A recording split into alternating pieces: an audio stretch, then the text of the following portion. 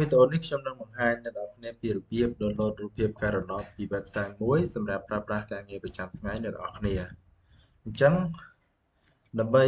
download រូបភាពការណបនេះបានអ្នកនរគ្នាត្រូវចូលទៅវាយពាក្យដូចខ្ញុំកំពុងតែវាយនេះមកបើសិនបើអ្នកនរគ្នាវាយហើយមិន load ដូចខ្ញុំអ្នកនរគ្នាសូមវាយឲ្យពេញណាហើយអ្នកនរគ្នា enter មកសូមរងចាំបន្តិច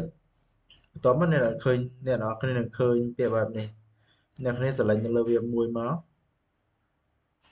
បន្ទាប់មកអ្នកនរគ្នាចុចនៅលើ get start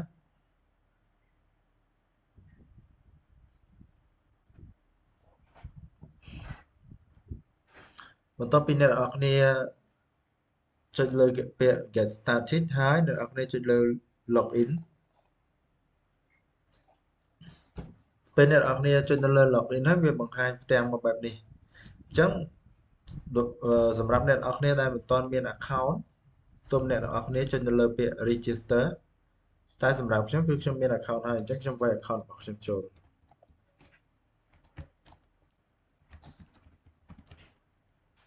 ខ្ញុំវាយ password របស់ខ្ញុំចូល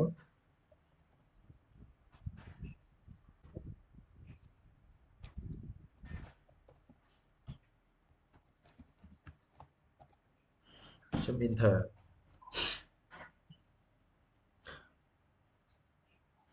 បន្ទាប់ពី enter ហើយអ្នកនរគ្នានឹងឃើញរូបភាពការរំដោបមួយផ្ទាំងតែមិនឃើញរូបភាពប្រទេសកម្ពុជារបស់យើងទេអញ្ចឹងដូចនេះអ្នកនរគ្នាចូលទៅ search ហើយវាយប្រទេសកម្ពុជា Cambodia ឃើញ Cambodia ទី Cambodia យើង select មកដើម្បីឲ្យបង្ហាញផ្ទៃប្រទេសកម្ពុជាទាំងមូលបន្តមកទៀតអ្នកនរគ្នាមើលនៅខាងក្រោម date នេះអញ្ចឹងអ្នកនរគ្នាចង់មើលបន្ថែមទៀតអ្នកនរគ្នាចូលនៅក្នុងពាក្យ visualize នេះហើយចូលពាក្យ search នេះអ្នកនរគ្នាអាច select date select អីបាននៅកន្លែងនេះទៀតប៉ុន្តែដើម្បីកុំឲ្យវែងខ្ញុំបង្ហាញតែពីរបៀប download ទេអ្នកនរគ្នាចង់ដឹងអ្វីបន្ថែមទៀតសូមឲ្យអ្នកនរគ្នាចូលទៅមើលចូលទៅអានខ្លួនឯងអញ្ចឹងនៅខាងក្រោម date នេះខ្ញុំ select យក date ហ្នឹងដើម្បីឲ្យវាបង្ហាញថ្ងៃខែខ្ញុំ select យកថាថ្ងៃណាដែលខ្ញុំចង់បានរូបភាពការរំដោបហ្នឹងសូមចាំបន្តិចដោយសារអ៊ីនធឺណិតរបស់ខ្ញុំយឺតអញ្ចឹងវាចេញមកហើយឧទាហរណ៍ថាខ្ញុំយកថ្ងៃទី23នេះចុះអញ្ចឹង23នេះគឺវាថតនៅប៉ែកខាងកើតប្រទេសកម្ពុជាគឺប្រទេសយួនប្រទេសវៀតណាមហើយយើងចុចមើលថ្ងៃទី22ទៀតមើលថាវាថតកន្លែងណាវាថតនៅប៉ែកខាងលិចនៃវាថតនៅខាងលិចប្រទេសកម្ពុជារបស់យើងចូលប្រទេសសៀមឥឡូវនេះខ្ញុំនេះគឺជាថ្ងៃនៅក្នុងខែ10ខែតុលា October សម្រាប់បងប្អូនដែលចង់បានរូបភាពកន្លែងណាមួយអ្នកនរគ្នាចុចលើថ្ងៃខែទៅរូបភាពហ្នឹងវានឹងបង្ហាញយើងអញ្ចឹងខ្ញុំយកថ្ងៃទី4ដើម្បីខ្ញុំ download រូបភាពនៅចំណុចអូសោនេះជូនអ្នកនរគ្នាភាសាខ្ញុំចង់បានរូបភាពនៅតំបន់នេះអញ្ចឹងខ្ញុំ select ខ្ញុំ zoom មកចិត្តបន្តិចខ្ញុំ download តែទូចមួយទេពីព្រោះនេះគឺជាវីដេអូដែលខ្ញុំបង្ហាញអ្នកនរគ្នាអញ្ចឹងខ្ញុំយកថ្ងៃទី4ថ្ងៃទី4នេះខ្ញុំមើលទៅឃើញថារូបភាពនេះមានកែមានពពកខ្លះតែបើសិនបើអ្នកនរគ្នាគិតថារូបភាពទីតាំងណាមួយដែលអ្នកនរគ្នាប្រើប្រាស់បានអញ្ចឹងអ្នកនរគ្នាគឺសម្រាប់ download ទៅហើយណាសម្រាប់ download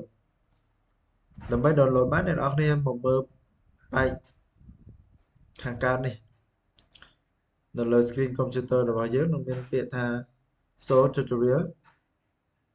ហើយ create an area of interest អ្នកគ្នា select នៅលើនេះមកយកសញ្ញានេះហើយមកគូសនៅលើផែនទីរបស់យើងមកគូសនៅលើរូបភាពកែដណ្ដប់នេះខ្ញុំគូសទូចទេពីព្រោះនេះគឺជារូបភាពពីព្រោះនេះវាជាវីដេអូដើម្បីបង្ហាញជូនអ្នកនរគ្នាពីរបៀប download អញ្ចឹងខ្ញុំ double click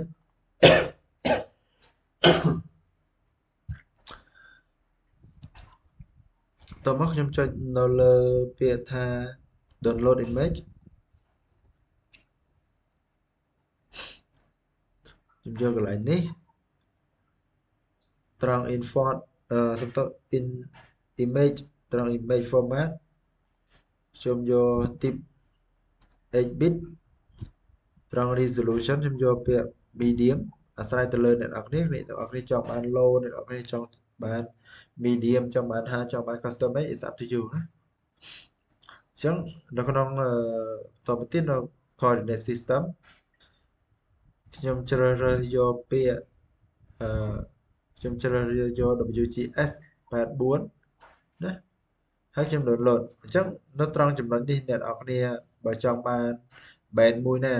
ឧទាហរណ៍ខ្ញុំចង់បាន2 3 4 8អញ្ចឹងអ្នកនរគ្នា select មកតែសម្រាប់អ្វីដែលខ្ញុំបង្ហាញអ្នកនរគ្នានេះគឺខ្ញុំបង្ហាញតែប៉ុណ្្នឹងទេហើយខ្ញុំចុចទៅលើ download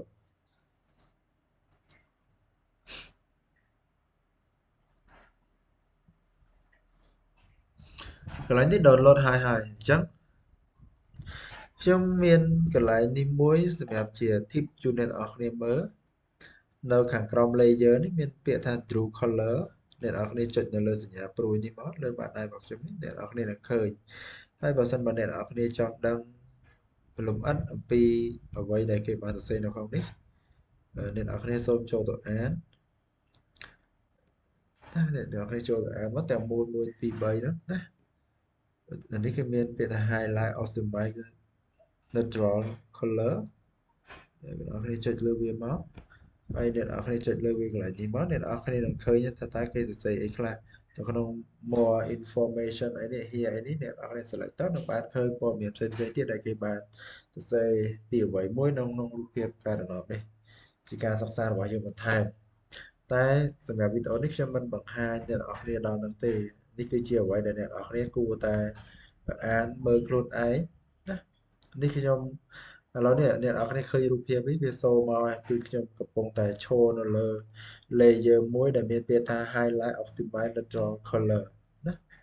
ហើយបើសិនបើខ្ញុំយក for color នេះ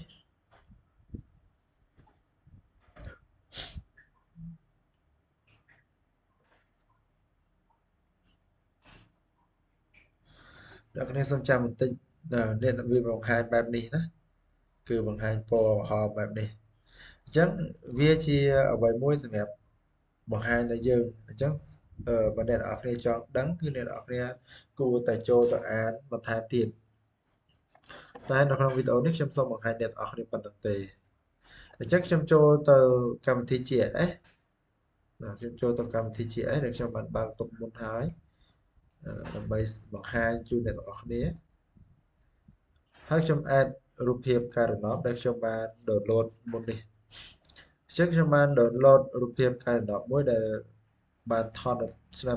2025ខែ10ថ្ងៃទី4ខ្ញុំ select លើវាខ្ញុំពាក់ add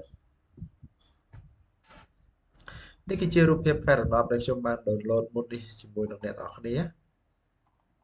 អញ្ចឹងអ្នកនរគ្នារូបភាពការណបនេះគឺវាមាន coordinate system អ្នកនរគ្នាអាច right click ចូលទៅមើលចូល right click នៅលើ layer នេះហើយចុចលើ property ចុចនៅលើ source យើងទៅរកមើល special reference អ្នកនរគ្នានឹងឃើញនេះណា special reference WGS 84ណា WGS 84អញ្ចឹងយើង cancel មកនេះរូបភាពនេះគឺវាមានទីតាំងភូមិសាស្ត្រជាក់លាក់នៅលើផ្ទៃផែនដីវាមិនមែនជារូបភាពJPEG ឬក៏ PNG ទេនេះគឺជារូបភាព TIFF ដែលវាមានទីតាំងភូមិសាស្ត្រច្បាស់លាស់ស្គាល់coordinate system អញ្ចឹងវីដេអូនេះគឺខ្ញុំធ្វើដើម្បីឆ្លើយតបទៅនឹងលោកសំផស្សដែលគាត់បាន comment នៅលើទំព័រ Facebook របស់ខ្ញុំពីថ្ងៃមុនដែលខ្ញុំបានធ្វើវីដេអូមួយបង្ហាញជូនគាត់ជូនអ្នកនរគ្នាអំពីរបៀប download រូបភាពការណបចេញពីកម្មវិធី QGIS Desktop ចំពោះរូបភាព Google Earth នេះគឺមានលក្ខណៈមានន័យថាវាយឺតថតហ្នឹងយឺតមែនតើបង្ហាញទីតាំងហ្នឹងគឺយឺត មិនតាន់ពេលវេលាសម្រាប់យើងប្រើប្រាស់ទេអញ្ចឹងខ្ញុំសង្ឃឹមថាយើងអាចមកប្រើរូបភាពការដំណើរមួយដែលខ្ញុំបង្ហាញ website មុននេះហើយលោកលីសុផុសហ្នឹងគាត់បានសួរខ្ញុំថាតើអាចទាញយកតាមខែឆ្នាំបានទេអញ្ចឹងសម្រាប់ទាញយកខែឆ្នាំគឺវាពិបាកដោយសារតែអ្នកនរគ្នាដឹងហើយថា Google Earth គឺរូបភាពរបស់វាគឺថតតែទីតាំងដែលមានការអភិវឌ្ឍតែប៉ុណ្ណោះហើយយឺតទៀតផងនៅតែយឺតសម្រាប់យើងអឺសិក្សាហើយយើងចង់ដឹងពីព័ត៌មានហ្នឹងថាមួយសប្តាហ៍មុនមានអីប្រែប្រួលអត់នៅទីតាំងហ្នឹងមួយខែមុនមានអីប្រែប្រួលអត់នៅទីតាំងហ្នឹងអញ្ចឹងសម្រាប់ Google Earth នេះគឺវាមិនអាប់ដេតជូនយើងទាន់ពេលវេលាទេអញ្ចឹងយើងមាន website ដែលខ្ញុំបានបង្ហាញអ្នកនរគ្នាមុននេះគឺវាអាប់ដេតបានលឿនរូបភាពខ្លះគឺវាថតរៀងរាល់វាថតរៀងស្ទើរតែរៀងរាល់ថ្ងៃហើយ resolution របស់វាខ្ញុំបានមើលលើកមុនគឺ30ម៉ែត្រ pixel របស់វាគឺ30ម៉ែត្រអញ្ចឹងខ្ញុំសង្ឃឹមថាអ្នកនរគ្នានឹងអាចយកវីដេអូនេះដែលខ្ញុំបានធ្វើមុននេះយកទៅមើលហើយធ្វើតាមខ្ញុំមើលហើយយើងអានបន្ថែមទៀតថាតើមានចំណុចណាមួយដែលខ្ញុំមិនបានបង្ហាញអស់ខ្ញុំគឺពិតជាមិនបានបង្ហាញអស់នោះទេប៉ុន្តែសម្រាប់បងប្អូនយើងដែលចង់សិក្សាបន្ថែមគឺបងប្អូនអាចចូលមើលវានៅក្នុងចំណុច layer ដែលខ្ញុំបានប្រាប់ណាឬក៏នៅក្នុង website របស់វាយើងចូលអានមកខ្ញុំជឿថាប្រហែលជាមានកន្លែងរៀនទៀតណាមានកន្លែងរៀនយើងអាន specific ជាងអ្វីដែលខ្ញុំបានបង្ហាញទៅអញ្ចឹងនៅក្នុងវីដេអូនេះខ្ញុំសូមបង្ហាញអ្នកនរគ្នាតែប៉ុណ្្នឹងទេបាទសូមជម្រាបលា